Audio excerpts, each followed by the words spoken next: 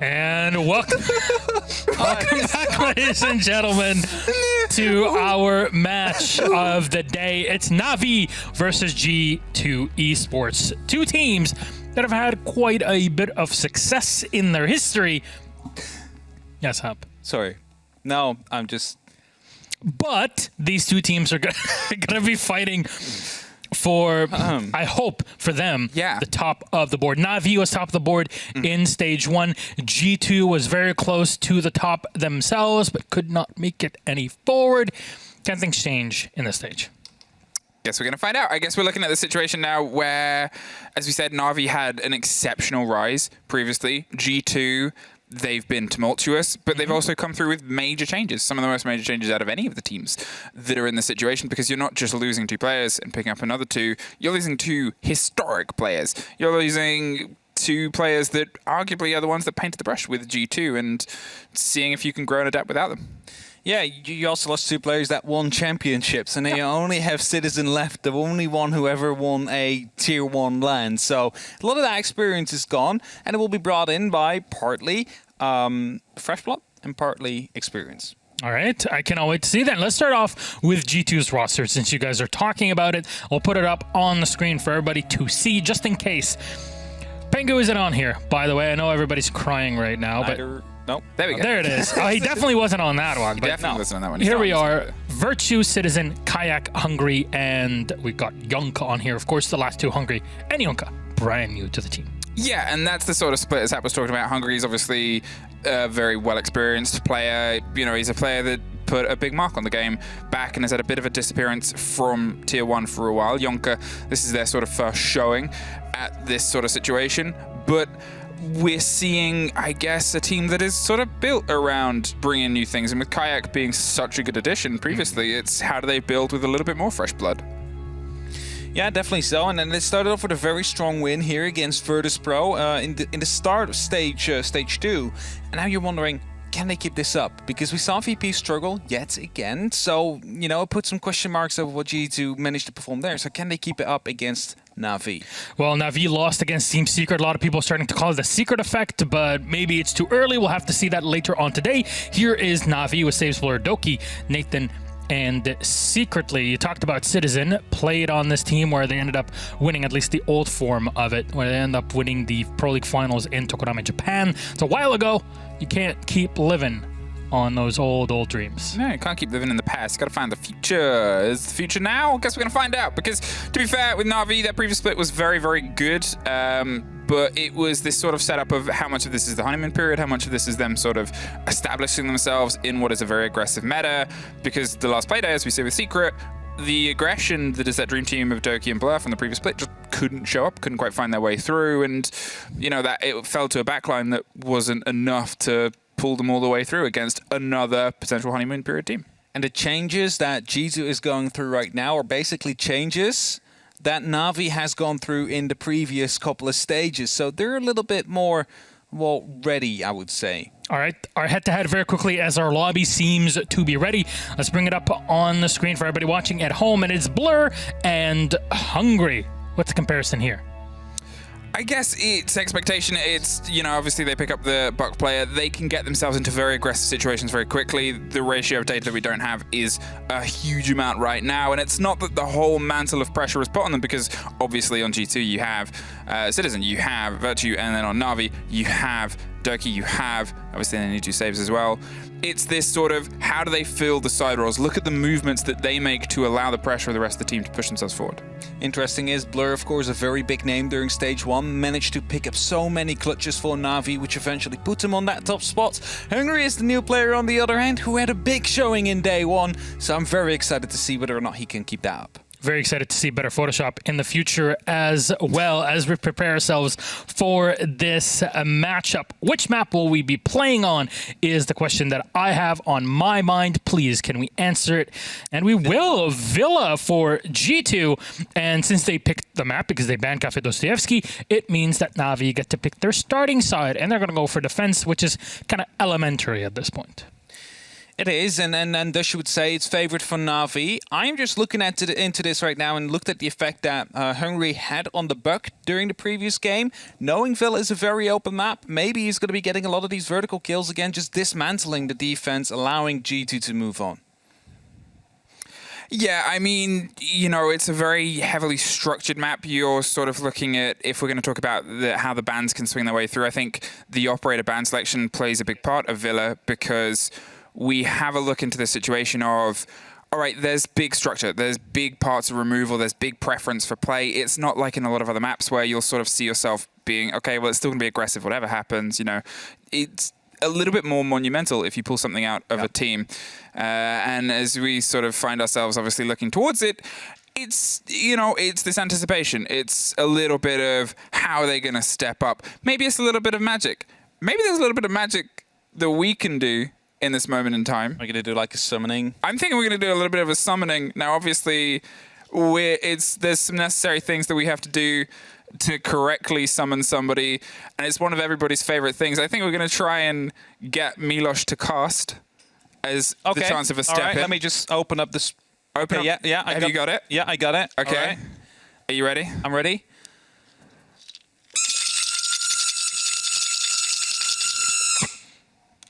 I have arrived. I don't know if he's happy that I'm going to stick with this. Derry is very happy that I'm here today. That's the post-summoning ritual they have to do to get you to stay. And I will stay, you know what? Good. Despite everything. How about we get into game? Because last time I casted Na'Vi, it was kind of sad. And by the way, the big reason why I'm here is because Jess cannot speak yet. Thank God. I kind of like her. I like Jess. Just don't tell her. But it's also really, every time I see her physically, I'm like, I just want to tease her and just say something that's going to make her laugh. And I feel bad because it hurts her throat a little bit, but at the same time makes me laugh. She's cute. So it all balances out in the end. But speaking about Villa for a quick second, for G2, it's kind of an El Clasico for them. They love this map. It was their go-to for the longest time, their most picked throughout most of last year. So for Na'Vi to kind of enter the bastion of G2, to me at least, is a big risk. We'll see how things play out as the bans come through. Iana, we spoke about this, Shaiko, Doki, and Citizen. That has become their new go-to operator. I thought we might see a Flores ban, because Doki played that quite a bit last week. Villa, a great map with a lot of soft flooring. Time will tell. Yeah, a lot of people have been talking about Flores in general. Finally, we won't see him banned. Today he's been banned for the first 2 games, which is unfortunate because we kind of talked him up. And you were talking about him a lot last week and over the last week between all of us, saying, you know what, teams are kind of 50-50 on it. Either they absolutely adore him or they think, eh. But then we had interviews saying, well, actually, Flores is kind of like the best operator right now. He's a very flexible op, so I completely understand that. Information in the mainstay of the game, but also you can destroy utility with it. Yeah, that sounds like a pretty good deal. Any map where there are really strong fortified positions that's quite easy for one of the drones to get to, you're likely going to see him getting picked up. And on this map, I'm thinking about places like main stairs, maybe if someone's playing dug in somewhere inside of bar, for example, or even somewhere on the downstairs. I've mentioned about the APAC teams last week using it for soft destruction to open floors up without being C4'd. That very well could be a use case here. And with the Iana banned away, I wouldn't be horribly surprised to see someone like Citizen or Doki picking it up at some point. All right, here we are. The Nook will be brought out by Citizen. We'll see if he actually sticks it or if there will be a 6th pick. Warden off for Nath. And again, it's always the question, 6th pick or not, and it will be one on to the Clash to hold on hallways.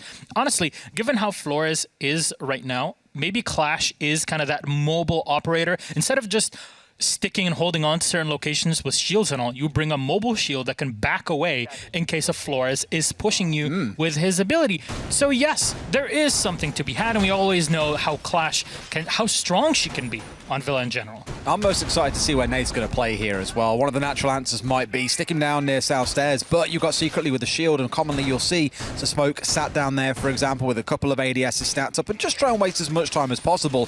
The Clash could double up down there as well, could play inside a study to try and deny entry in through the doorway, or play up towards the north of site and try and waste time around the red stairs area. There are options here, and I'm very curious to see how Nate deploys it. A fairly open setup here, and a very standard one to contest the doorway into the main office here from Na'Vi. You'll see not much utility being put on top of that main stairs. There's some Banshees and a bit of ADSs to help out, at least one that we got to see. And there is the final setup. Secretly is going for the static shield in position, and a lot here opened up by Nath just to make this hallway a bit more navigable for the defenders in case they need to run back. Saves continuing to remodel this game room area. Honestly, not sure about that design. What can I say? Man absolutely loves destroying walls. What else are you going to do in a round? I mean, I touched on it a few times last week on Clubhouse where there were a few rounds where Saves in particular was really ineffective, especially one of their key executes when Patbull came running from Church, of course, on Clubhouse Basement, playing on the Ella with a shotgun,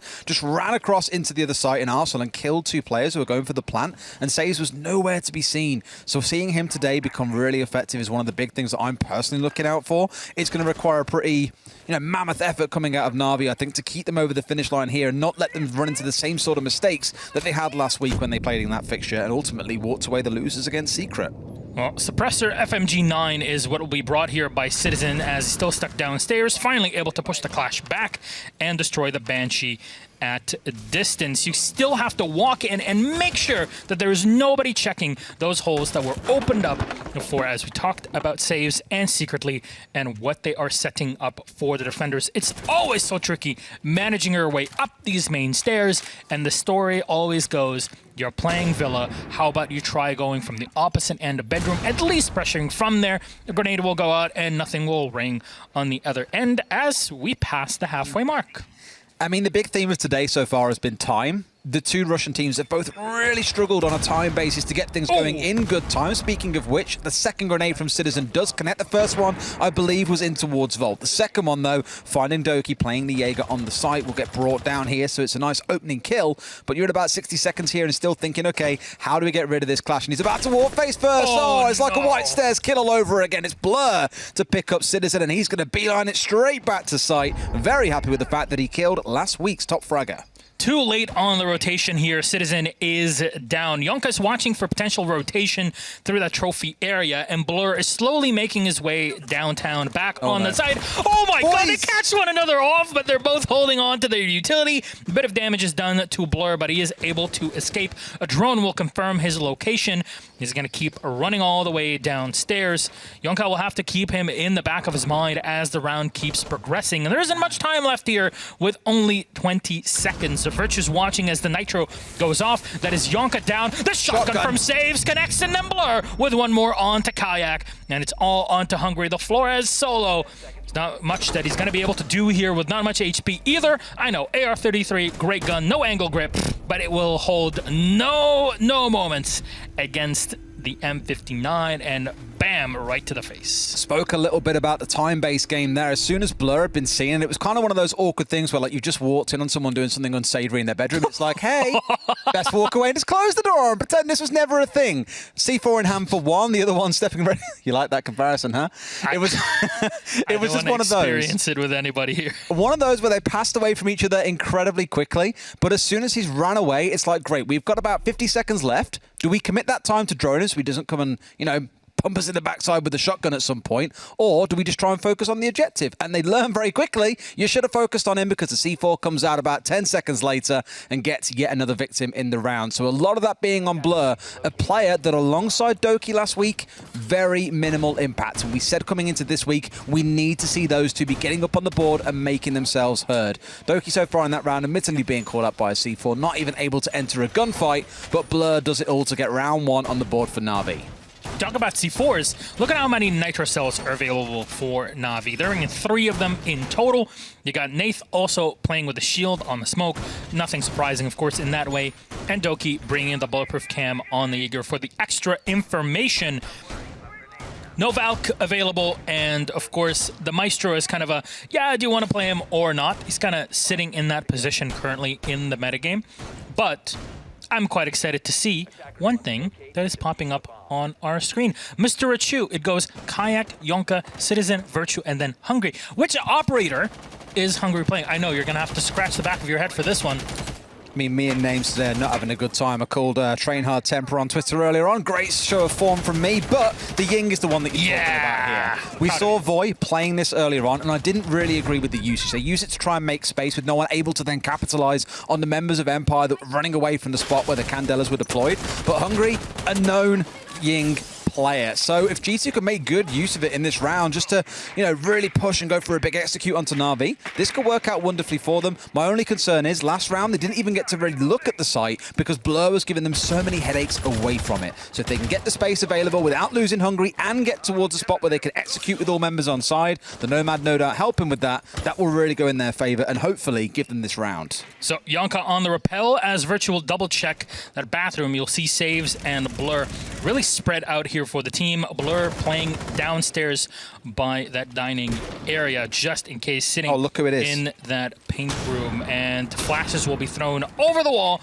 to allow Virtue to grenade, and that will destroy the utility from Secretly. So at least the Electro Claw, can it actually activate in time? And yes, it will. Picked up very quickly, burning ADSs from the Habana of Kayak. He's going to use his final set, and it should be just on time. No. Oh, it does not connect. Unfortunate there for the Habana and for G2. Secretly, perfect timing on the Kayak. Virtue has still got one frag left, and he had it in hand for a second there. It's back in hand now, so I'm thinking they want to try and get this wall burnt out because they need to. Instead, he's going inside of Astro here, all looking to challenge into Astro itself and force the defending members back. But they're being greeted by smoke to the face. Not really the most pleasant experience, needless to say. Kayak down to about 15 HP. Virtue sat at about 40 here. A couple of more breaths of that smoke will see them going down, so it could be quite a powerful position for Nate to hold. Bearing in mind, Milos, we are in the final 50 seconds. Exactly, and I'm not even sure if somebody from G2 can rotate at this point in time. They're very slow about it around this time in our last round. Oh, it's gonna get eaten up. There's one Candela. The smoke is in, but it's gonna act against the attackers in this case, blocking out the point of view, allowing the defenders to just sit comfortably and blocking out anything that those attackers can see. A second smoke will go out, and more will be used from the smoke himself. Flashes are in, trying to clear the ADS, and Citizen has already done the job here of the Ying of Hungry, eliminating the Jaeger on the stairs. Citizen immediately shot down from Saves, who is playing still on the site. Another one from Nath, and they're left with little manpower here with three. Hungry finishing off Virtue just to be sure, and he goes down 10-8. That is the round done. G2 unable to break the hold of Na'Vi. That was really well played as well. The Kaid setups, the constant tricking away of the Habana pellets. Wonderful, because they then get into this position where your Ying Candelas are all being forced to be burnt inside of Astronomy. I said at the very start of the round, round one, Blur was wasting tons of time out on the roam and consuming utility. You can see Ben, or Citizen, on the right-hand side of your screen currently speaking quite emphatically to the team. I remember when we were at SI, actually, and we had the privilege of being in the arena naturally, so we could hear what was going on between the teams. In G2's final closing games, he was the one doing all of the calling, and normally we look at that team and say, well, the go-to shot callers normally are players like Uno, but no, it was Citizen the one calling out, guys, we need to get someone to play here, we need to get a shield down there, we should pick this operator, we should be doing this now, why isn't it happening? He was the one calling all the shots, and being not only the kind of frontline fragger for your team, but also to be doing that calling, that's a lot of pressure on one guy, and I'm really impressed that he still delivers to the way that he does day in, day out, but they need to get this early round nailed down. They are struggling right now to even bat Na'Vi back from the initial setup. Something as simple as a Kaid on an electrified wall, they are struggling to get through. Something that historically they have dealt with incredibly well. I think back to their first game in Stage 1, they attacked Garage on Consular effortlessly, tagging together things like the Twitch drones with flash grenades, you name it. They did it perfectly, but here, failing with the basics, and that needs to be corrected, Milos. And you mentioned it in that moment very specifically because the Sledge had the grenade in hand. The Nitro, in my opinion at least, came out from Secretly just in case there's somebody behind that wall. Maybe they were looking to deal with the Electro Claw or whatever, but it worked out perfectly there. Pushed them back. It didn't allow the Sledge to do the work.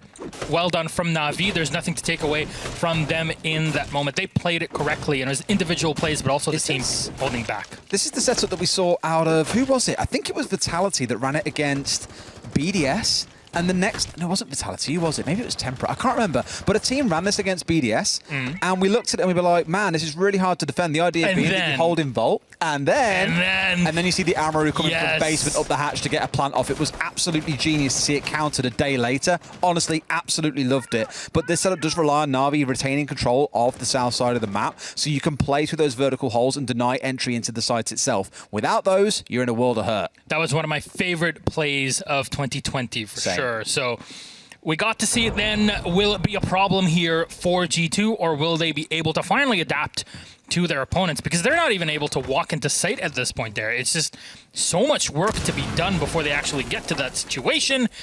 And so far, just checking around, taking control of the opposite end of the map. It is a site downstairs in the living room. Just unusual versus the usual picks here on Villa, but still a fairly viable map, especially if you're doing that vertical hold on the fence. I wonder if they're aware of it at this point. I haven't really seen any pings come out up there, and they're still setting up as if they want to go for a normal northern push into the site here. It's normally quite expected. But here with these longer angles, they will get sprayed down if they just try and walk their way in and go for a plant. So unless they're aware of these players playing inside the vault, that could really come back to bite them. There's two of them, look. Like rats on the ground, like snakes in the grass, just ready to pop them as soon as they try and walk in. I'm excited to see how this actually plays out. It can fail horrendously here from G2. Those Surya gates are just going to be annoying to deal with from a utility Wait, you're point. not ace. You got to say laser gates. Laser gates. Those laser gates, they've got to be dealt with before they push onto the site. And you need to throw utility, but it's time that you're losing. Yonka looking the wrong way, and the sledge has his grenade out. Oh, at least Zofia is able to collect the kill here from Yonka, and Nate at least will finish off Citizen in the meantime. The advantage still goes to Na'Vi on the defense, and the laser gates, they're still activated. They've only realised this late, by the way. I think there was a drone that came up from Yonka that was like, oh, there are people hanging upstairs, and they've realised with about 1 minute and 10 left that they need to clear upstairs before really thinking about going for a plant. You've still got Nate holding close on site. He's already killed one. Now out of smoke canisters, mind you, and gets sprayed down from the corridor. That one he should have known about, but it's traded back by Secretly just a second later. 3 versus 2. Na'Vi with 20 seconds on the clock have got it all to play for here, but Secretly and saves are so low, but who cares when Doki's on full HP? He gets the final closing couple of kills, and Na'Vi are steamrolling G2 here in these first 3 rounds of Villa. The impactless Ying, I would like to call it, in this situation. Not really. She doesn't have impacts, Milosh. She's an attacker? Well, technically, Sofia's an attacker and she has impact. If you want to play that game, I'll play that game. I've been working with British people. You've been working with people like Intero for the longest time as well. Well, used to, historically. Yeah. Who also comes out with this kind of crap all the time. Yes. I have worked, I think the gist of it is I've worked with very pedantic people. Yes. I admire Kix a great deal for being able to deal with that for several years. I had a crack long ago. I had to sit with you and Gio for a long time listening to the pedantic stuff that is going on, that is about every single letter. And I'm just thinking, I'm looking at Hap like, are British people like that all the time? And yes, they are, ladies and gentlemen. That's something we all have to learn. Apparently, Londoners don't even say hello and goodbye to You're their really cashiers. triggered by that. You've mentioned it at least half a dozen times this week. In this past week, yes. On its own. But then hey, look, the useless Ying is gone. Look what's here instead. Woo! Flores! And IQ for Citizen, which I'm not massively surprised by. This used to be one of his old go-to picks. He played out of the Nomad. It was his constant go-to rotation. Some maps where they didn't want the Nomad, or if it was banned away, he would go across to the IQ. But why? Reason being, it can kind of serve as a shot calling piece, right? You can call around, especially in his shoes, where he is the commanding player for the team. He's the one making all the calls. Whenever you see the face cams come up after a losing round especially, he's the one calling the shots. This just says to him, right, we know there's a mute jammer there. That means someone's probably there. Someone needs to get a drone in there for me.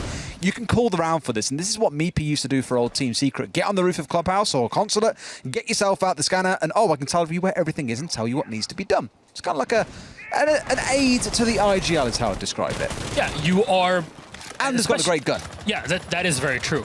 But at the same time, I think the way to describe it is, as an IGL, you're looking at the macro of the round, right? So you want to understand what's going on overall. You want to take the right information and then be able to feed only the necessary bits to your teammates to not overwhelm them. You want your fragger to be focused on the fragging bit and not on other stuff. And that sort of division of labor, I guess, makes sense in this context. And there you see the move from the IGL himself here at Citizen with drones in front, making sure that there's nobody standing ahead of the team, scutting around and making sure this floor is clear. No Claymore to guard the back, as I can see from G2. But they're slowly and surely taking control of this site and of this floor, I want to say, from the opposite end, bedroom side. How many wasted breaching charges do you want, Milos? They've got 9 across 3 operators in this round. They all think they're expecting to be going onto a different site here, attacking downstairs and dining maybe, but no, they're attacking on the upstairs. So there's, in reality, they might use 1 or 2. The majority of those are going to be useless in this round. It's always good to have at least 1, maybe 2 operators tops with them, but... Run. There it is. Boom. And it is down. That's an extra breach, bit of breaching here from G2, clearing out any player, any utility. There was nothing in that situation, but at least to push back the Na'Vi players for just a moment means that G2 can at least walk a bit further up in that hallway, trying to find that pesky mute jammer, which is placed apparently right on top of the wrong situation here. And Kayak upstairs in 90 will find the kill on Nate. There's 1 EMP going off that'll open things up here to enter into that vault. And what is the whole play around vault and opening up that wall? Shut down rotations. That's the first thing rotations does. Rotations. That's the new emphatic word from Milos of the day. Yep. I'm surprised the clash went down, by the way, against Kayak there. I think he was more looking towards Southside, and Kayak just got the jump on him coming up 90. Now is able to get at least Vault opened up so no one can play inside of there, or so you'd hope, as long as they've got the longer angle inside of it. So Say's in a bit of a precarious spot, but Blur, look at him being a cheeky little rat on that window, brings down Yonker on the other side. So many members of G2 really struggling to get a foothold in this game. Virtue and Hungry yet to find a kill to their name, yet here they need to go absolutely massive to help shut down these final 4 from Na'Vi. Indestructible bar is where Secretly will sit a very powerful position. The flash going the wrong way here as Doki will check, but there will be nobody outside of that balcony. Saves, brings down Citizen, and Secretly takes another on a Hungry. There goes the Flores, and it's on to Kayak and Virtue to finish things up here. But there's 1 second left, and it is all over. Citizen disconnects for some reason. Hopefully we'll have him back very quickly. So we will come back on our faces for just a moment here. So far, through this technical pause, by the way, Na'Vi are very much at the helm. This is the interesting thing, I think. If you gave G2 the choice to go to Villa, you know they'd go there. So you want to prep something where you feel you can deal with them. You can see what they've attacked like in past. I can't imagine you're ever going to see massive drastic changes to what they've ran before. So then they're thinking, well, we can probably figure this one out. And so far they have done that excellently well. One thing I will say, coming into today, I said at the very start of it all, I really need to see more from Yonker and Hungry. It's all good looking at last week and going, they're fitting just great. They've just 7-1 VP. There's no worry here about the new members.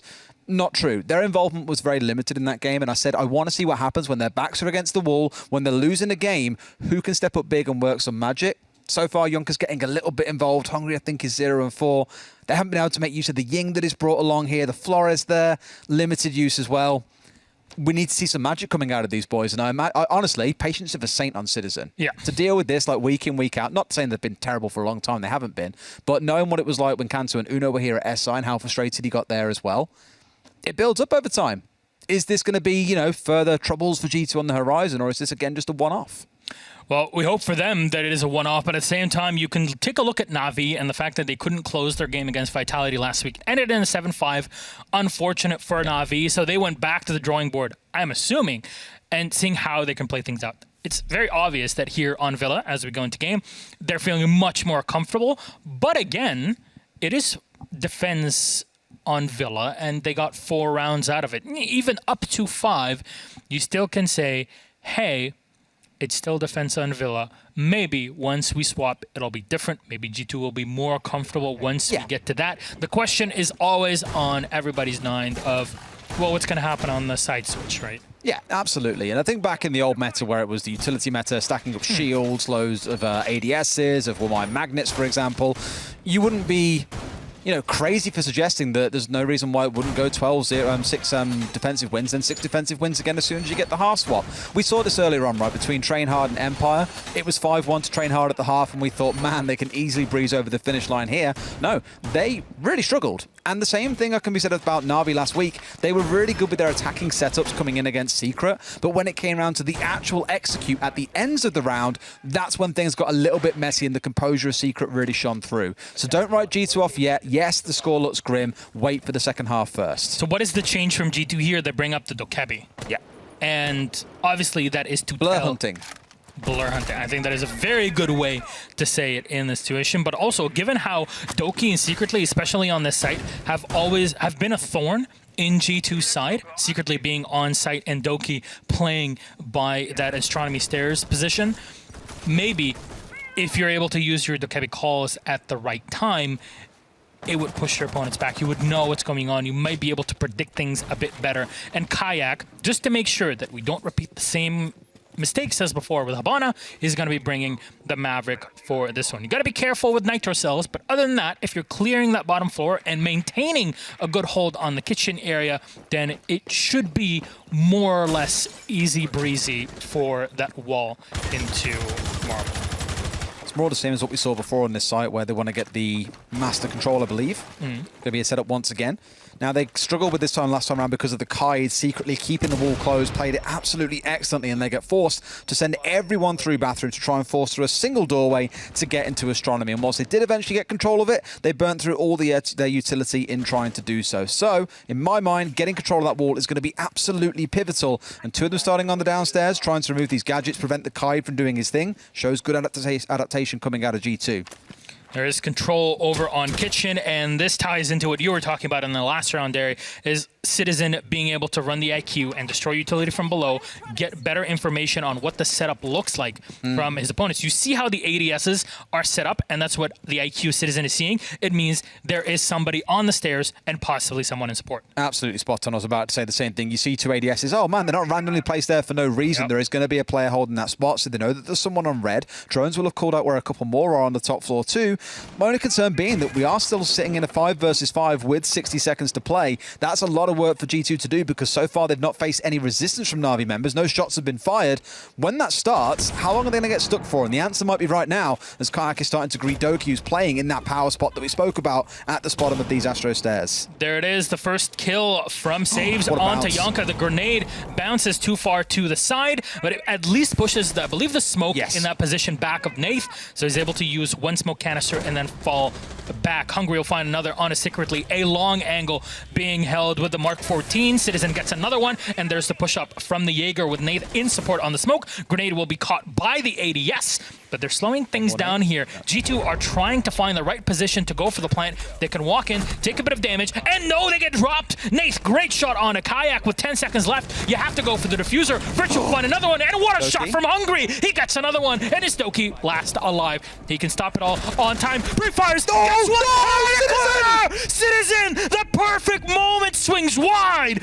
What a shot, what a flick, and saves the round for G2. So close. So close. Doki is going to be kicking himself, and rightly so. Drops in the all chat. Nice shot, because Citizen to react like that, to spin onto Doki and bring him down in what should have been a surefire double kill for him, or at the very least a single kill, and then beeline it away from sight, would have made Na'Vi sit at a 5-0. Yep. But Captain Citizen steps up big again, gets the kill for them, and guarantees that G2 don't leave this first half empty-handed. And now they've got a real chance of making this a 4-2, and suddenly it feels like those first 4 rounds that went so horribly wrong are a distant memory, and they can't hurt you anymore. The Dokebi might have been the fix. We didn't get to really see how the call was actually played out in this round. If anything, the Mark 14 held out at least in a couple of long-range kills. And that, for me, is still a positive, which puts G2 in the positive on the lineup here, which makes it 4-1 still. The last round of this first half where Na'Vi are in the defense, and they're going to go back down to living room. We've seen so many ways of playing the site, extending into piano. You've seen it extending into kitchen. There's many ways of it, and it seems like Na'Vi's preferred way right now is to extend upstairs, playing the vertical game, and that's something that's been neglected for so long by so many teams on Villa specifically, but that will change. Yep, same thing as last round. Why fix what ain't broken? G2 are the ones who need to adapt and deal with this vertical setup before they even think about looking towards the site. Last time round, didn't realize until late into the round that Na'Vi were playing on the upstairs inside of Vault. So here, I think they're going to go more direct for this. Would expect some pressure to come in from the south. Yes, Na'Vi will have someone there to meet them, but that's going to be a big focus for them, is getting rid of those two players that keep on playing inside of Vault and then thinking about going for their plan. Understandable. Hungry is clearing downstairs by, well, I guess we call it a black fan at this point. Is there really a call-out for this area? In the garage. Look, don't pretend for a second anyone knows any call-outs in basement. What room is this, Milosh? hatch drop, I guess. Well, this is honestly the wine cellar, I guess, whereas the one next to it would be angle. the marble. Oh, baby, that was so close. Yonka found the way. You know what? I don't need to run up there or clear them if I just know the angle and I can just shoot and click heads, which, fair enough, is a viable strategy. No pressure. You ain't got to move just yet. Yeah, you can just sit here and not worry about playing the angle just Who's yet. going to go down a basement? Meh. See? Maybe you try and shoot down through both. I mean, maybe. Is there a point where we're going to have to start learning callouts if this becomes a popular strat? Maybe. More callouts. See the pain On my face.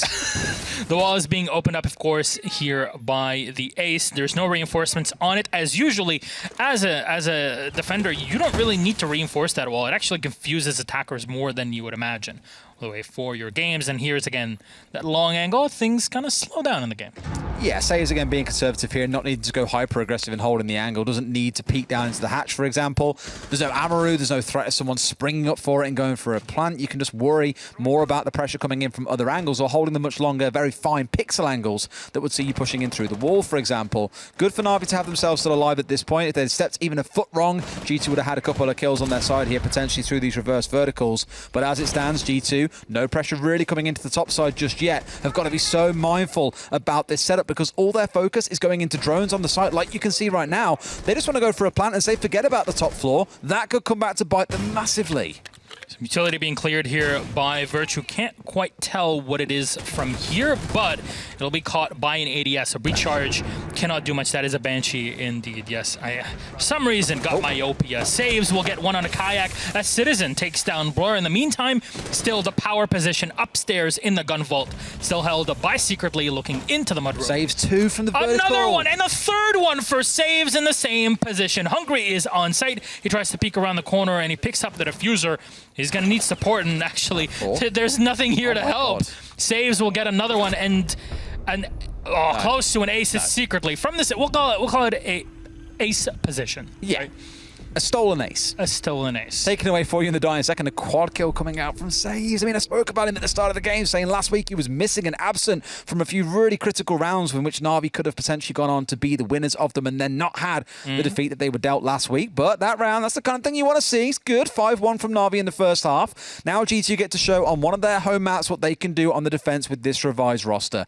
This is the real challenge for me, I think. We've seen mixed impact from Hungry and Yonker in that first half. I don't want to focus entirely on those two because there are other members that, you know, aren't getting involved as much as you'd like at this point, but I really need to see something special from them on the defense here. That's the big one for me. So what are the changes here? What have Na'Vi learned from G2 so far? Looks like overall we're going to be seeing another Flores in play, an ace being brought up as well.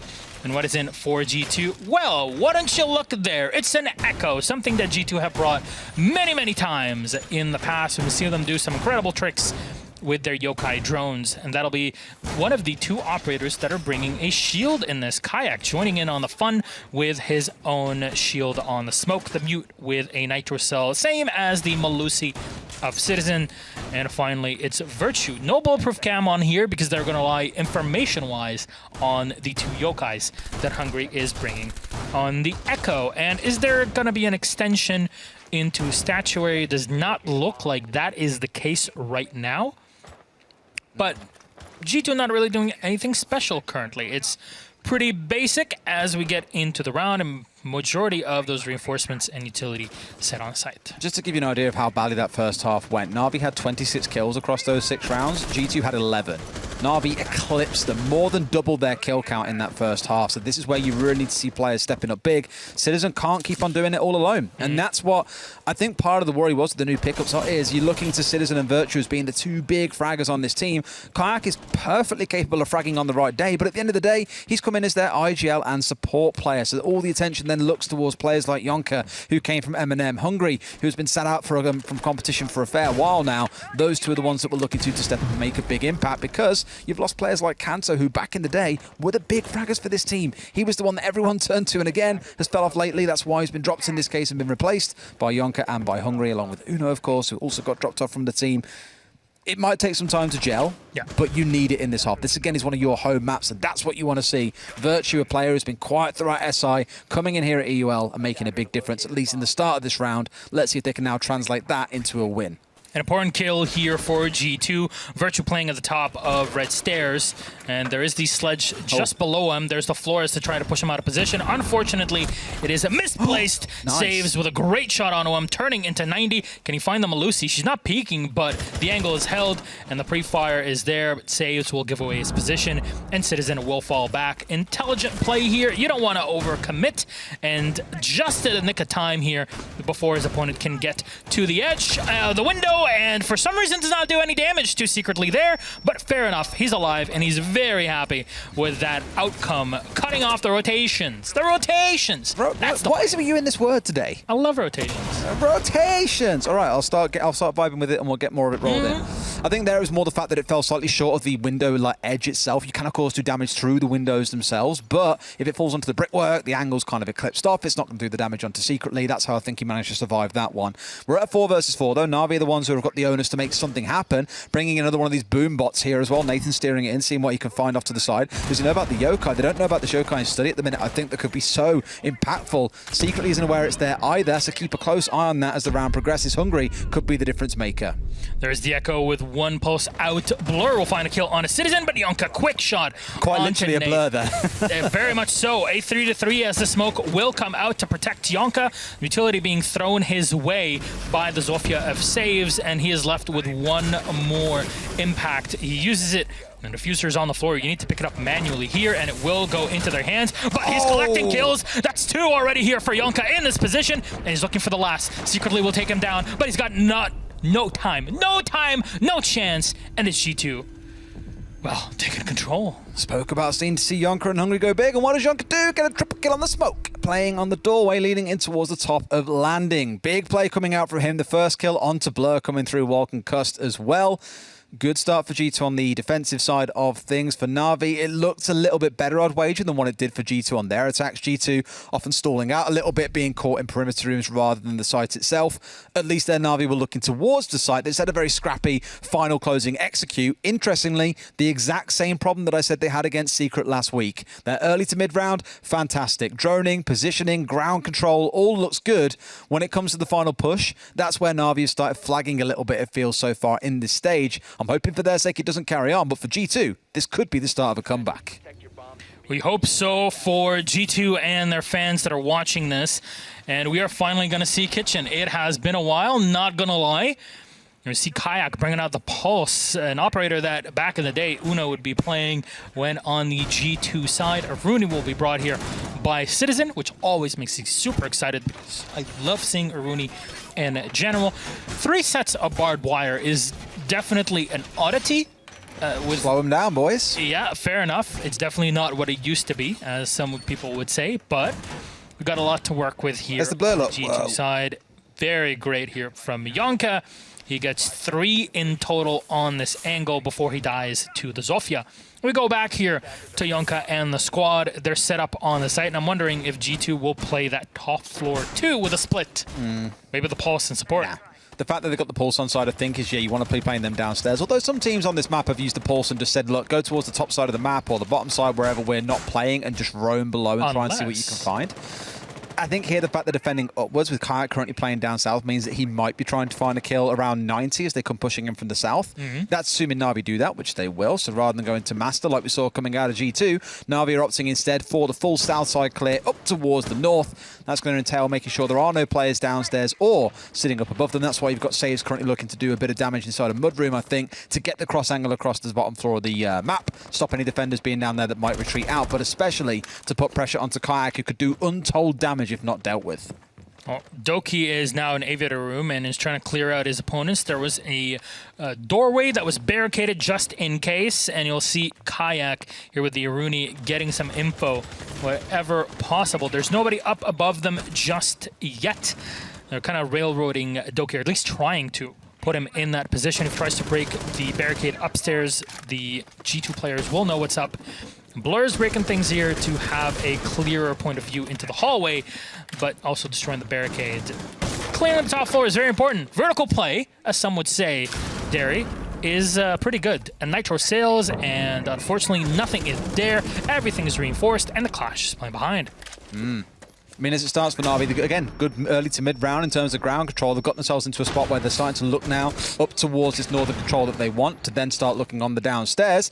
You need to unseat Hungary, who's playing at the very back, and they're trying to weave grenades over the top of this wall, I think. One falls a little bit short. The smallest bit of chip damage taken away, but in come the boom bots. We speak about these a lot. He's going to have to step forward, and now it's about whether or not the pressure can come in from Na'Vi to make anything happen. How do you still win that when he's slow to the high heavens? A drop from the Clash, and he runs away at the right moment. Oh! Surely he could have shot his head there. No, the shield is extended above the Clash's head. That's always the frustrating bit for a lot of people that try to play against her, including myself. Citizen will take down saves, and it's a 4 versus 3. Hungary still falling back and is alive, trying to waste time and frustrate Na'Vi in his own way. Oh, sitting in the bike room. The wall is not completely opened up here into the staircase, so there might be something for Na'Vi thinking, this is odd, this is different.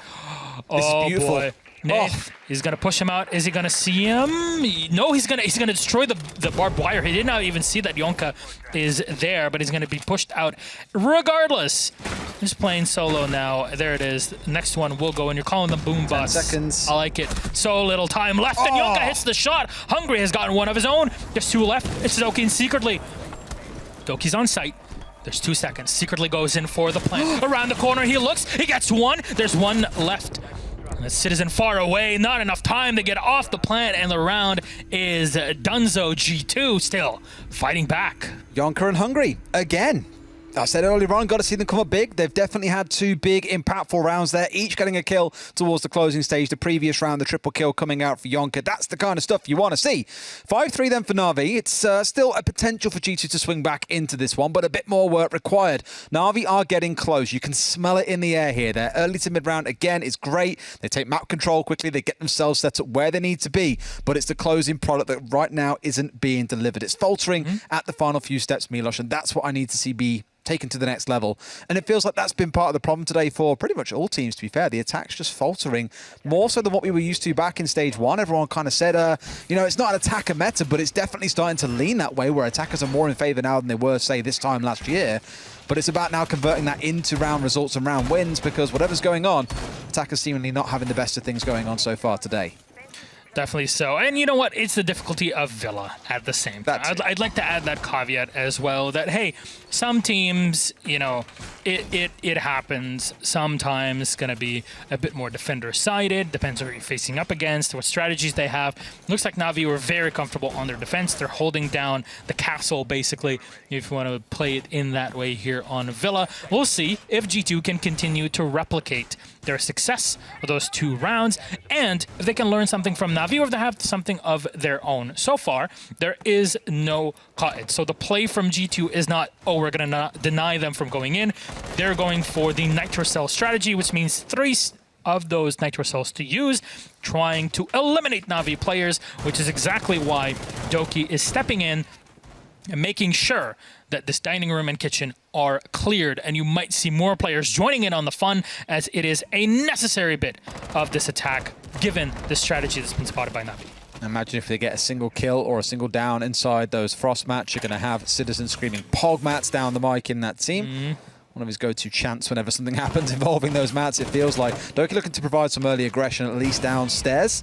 But knowing full well that there's a few members lurking around is going to give him a little bit of a headache, as Blur finds Virtue elsewhere. A good start as well.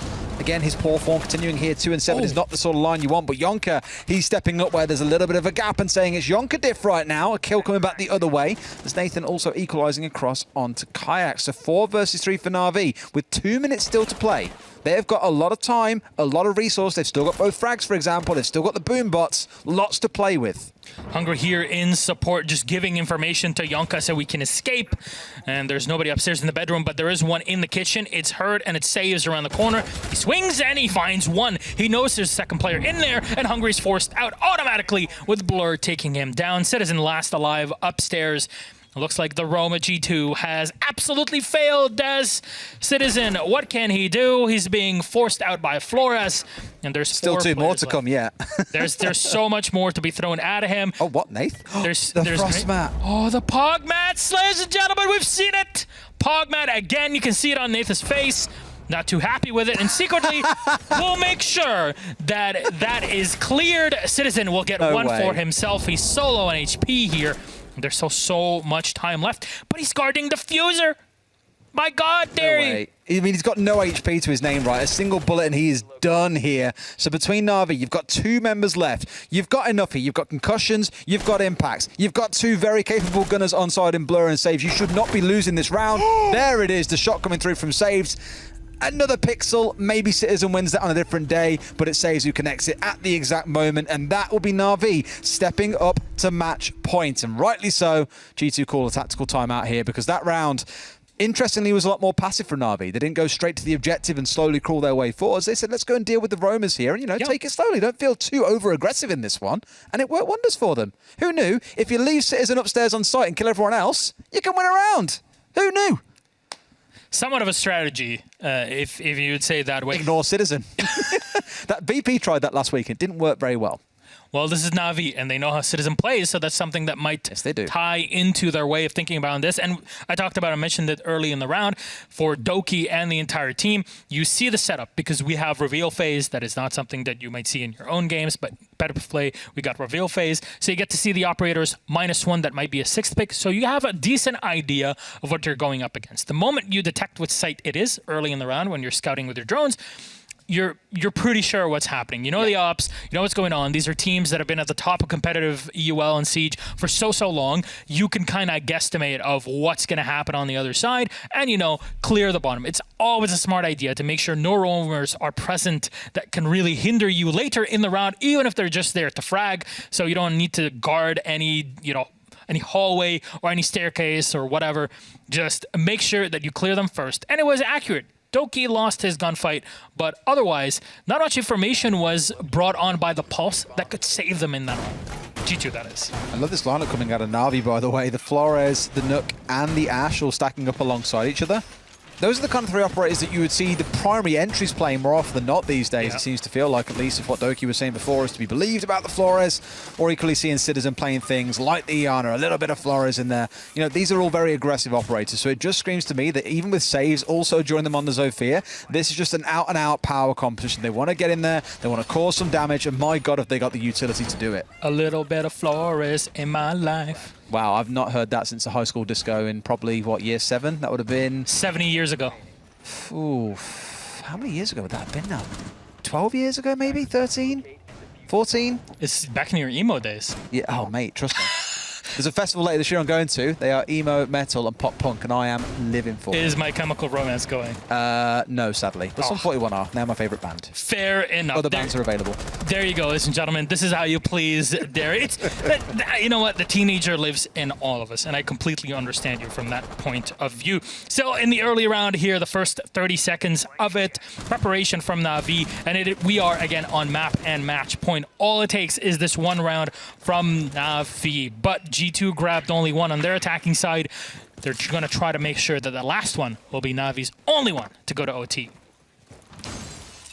I worry about, again, the passiveness. Well, not worry, I actually kind of like it from Na'Vi so far. We spoke about how early mid-round, again, they're very good, they're quite pacey. The previous round, that kind of slightly slower focus on the roamers rather than worrying about who was on site, Citizen, paid off really well for them.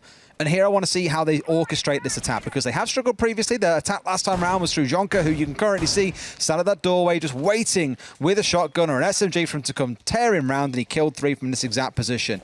So no doubt some awareness here. They need to make him uncomfortable at the very least before they start thinking about their go time. There's one bot out, and the second one will be brought in here by Nath. He's gonna... Okay, he's going in from below, and it is to try to destroy all the barbed wire. Understandable. Sets it in position and will explode. There it is. Barbed wire is down, and that's something that is very useful to bring the Flores forward with so much utility that can be used by him. Smokes are out as Blur is spraying in, and one grenade has already been used. The floorboard above them being pushed here. At least, I assume that was the Doki on his own. Yeah, he's going to open up another hole in the wall. and push up. ADSs are down and Clash will be forced back. Doki going in for the... Oh! The bikini body from Hungry gets the shot, and Blur finally saves the day, but it's 2 kills from Kayak and Yonka. They're gonna take down Saves and secretly leaving Blur and Nath alive. What a play is that? And Citizen will get picked up for free. Doesn't take much to make me happy in life, Milosh. Just a Clash 360 is definitely the one that I love to see. But Bikini is celebrating somewhere right now, as is Hungry. That looked effortless, and so clean. Beautiful things to see. But now Na'Vi again with the paciness. Don't need to worry too much about, well, getting drones jammed, apparently. Unlucky, I guess. The mute jammer. Yeah, jammed it straight out. I was so excited. Ding, ding, ding, ding, ding. If you jam it, does it go off?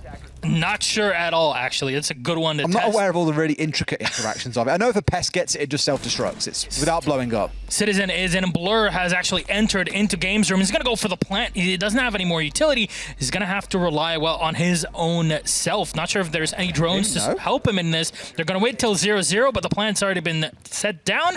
Going to walk right next to him. He goes in for 1 kill, but he's going to get shot from the side. And Citizen on the right timing. G2 saving the round here. That got so close. And by the pool table, they're going to spot the diffuser. It'll get shot down. Another one from G2, making it 6-4, 2 away from overtime. The only way that G2 can grab a singular point in this game. Couple of rounds snatched away by Citizen as well. Think back to the earlier round with Doki when he was in the 1 versus 2 against the Planter, and Citizen won that one. Now gone on to win this one for them in a crucial shot. He is so good at these little pixel peaks that keep on coming out. It's wonderful to see, and it's keeping G2's hopes alive here as well. For Na'Vi, sure, you're still sat at the match point piece. For G2, still a couple more rounds to go if you're going to force it through to overtime. I wonder which site they would go through after this one. G2 haven't played Living Room yet.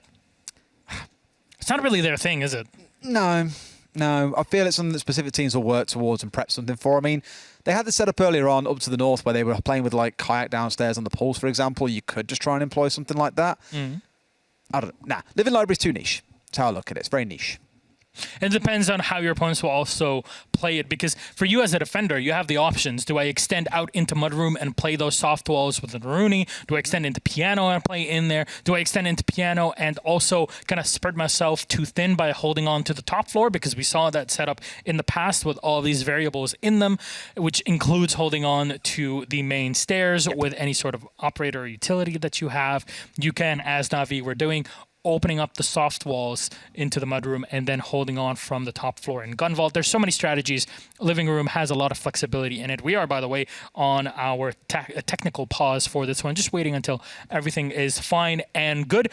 But in your opinion, so far on this attack, what does Na'Vi need to just close this game out?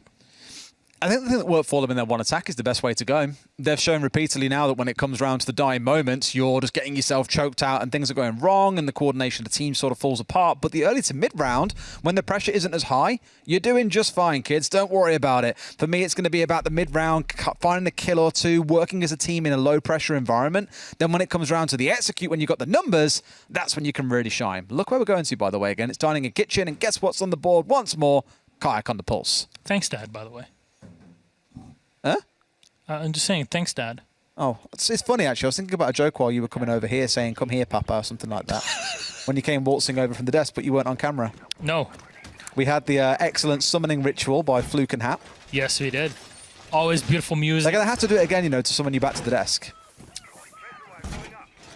Fair enough. It's the only way that you can possibly pass this 5-meter drop between here and the desk. The only way to do it is to play that same tune, but in reverse. How can you do that in reverse? Well, that's up to them to figure out. There you go. Thank you very much for that, ladies and gentlemen. We are still celebrating Siege in our third game of the day. 3 out of the 5 that are in our standard EUL Playdays, and G2 are starting to come back. They got 3 rounds of their own to Na'Vi's 1 at the half switch. And here is G2 trying to survive as Na'Vi collect way too many rounds on their defensive side. G2 trying to replicate the same fashion. They've also got to do the full rotate of their defensive sites, right? They won the last round, but have got to repeat it twice now on the other sides that they've played. And Na'Vi won one of those earlier on, as we know. I get the sense this is not going to go to overtime. I think Na'Vi will find one of these 2 rounds. Not sure exactly what they'll do to secure it, but I just get the sense that on one of these sites, they can walk away the winner on this. Do you ever get the sense that somebody's watching you? All the time. Yeah, because we have like 6 cameras on us. Yes. and 2 analysts. That's very true. They're always looking at us. And probably about Real 10 shady. TVs out there that all the back staff are watching on as well. It's quite scary when you realise how many times you're on camera when you walk into a production galley and to see your face about 20 times. Yeah. I also feel really sorry for those people. Hello? Baby, let's go! Doki, what a shot on the kayak. That was definitely a Zed ping coming out from one of Doki's teammates in that situation. The wall bang, the beautiful headshot to take down Kayak in that situation, who is just not having a great game, to be fair. Did I do the hello thing right there, by the way? What do you mean? Clearly not emphatic enough. I was like, hello, as soon as the kill came through. Because, Hello? yeah, to get a spray like that was Jeez. gorgeous. To be fair, Doki was on the receiving end of that in Strip Club last week on Clubhouse. And I think it was Gonfi to swung around and sprayed through a wall and caught Doki's head. And it was like, are you serious? But getting rid of Kayak with, again, the information gathering being passed back and forth by the Pulse, the C4 that's also taken off the board, one of the 3 that they've brought along, that is going to stink. This place is a minefield right now with Flores on the board, and you'll see both teams using and abusing the operator whenever possible. Doki, as usual, being the spearhead of Na'Vi, secretly being brought on the team to kind of hold on to him. The Nitro Cell just at the nick of time. He runs away, was not expecting the shift play here from him. ADS is going to get shot nice down pinch. as Saves comes in from the mudroom and living room, and that is the kill you're looking for as Na'Vi. 3 left still from G2. That's Virtue, Yonka, and Citizen. Peeking around the corner, Nice. Doki swings to the head and finds Virtue. With 2 left, it's G2's hopes that are falling down. And there's one more from Saves, all onto Citizen, rotating down the main hallway.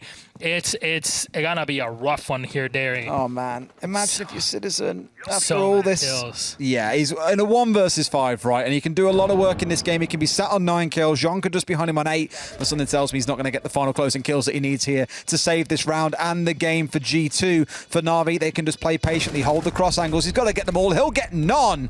Doki having a much better performance this week than the last. That'll be Na'Vi taking the 7-4 over G2. For G2, you begin asking those questions already of, is this going to be the time when they can step into the top 3? With a showing like that, I'm afraid not. What a game from Na'Vi, showing us that, you know what, last week, it's still warming up. We had this in our interview earlier on today, and fair, we'll see how comfortable Na'Vi will look in our next Playday. Absolutely. The one thing I am really, really pleased with is I came in today wanting to see 3 or 4 things, I guess. One was Saves. Was he going to be able to improve over how things went last week? Yonka and Hungry, how are they going to do today? And I'm pleased to say, Saves on like 16, 17 kills. Yonka sat on 8 or 9. They made themselves heard, and for me, that is the sign that it's not just these players starting to fall off. Still very much in the game, still very much involved. Can't wait to see them in the rest of the season. G2 pulled it as close as they could, but again, that starting side was a bit too powerful Always the for way their on Villa. opponents. And honestly, I mean, it was G2's pick in the end. Na'Vi went for the defense, so it's on G2. They had the option to go for other maps, but they did not. They pushed themselves in the Villa, and they're going to have to kind of suffer the consequences of that, unable to collect those attacking rounds. No, 1 round each, and Na'Vi getting the last one. It has been, by the way, plenty of fun casting with you, my friend. It's been great fun. However, I believe there is a ritual that now needs to begin for Milos to get off my desk and get back to his own. Let the ritual begin! Has your request, Desert Chew? Has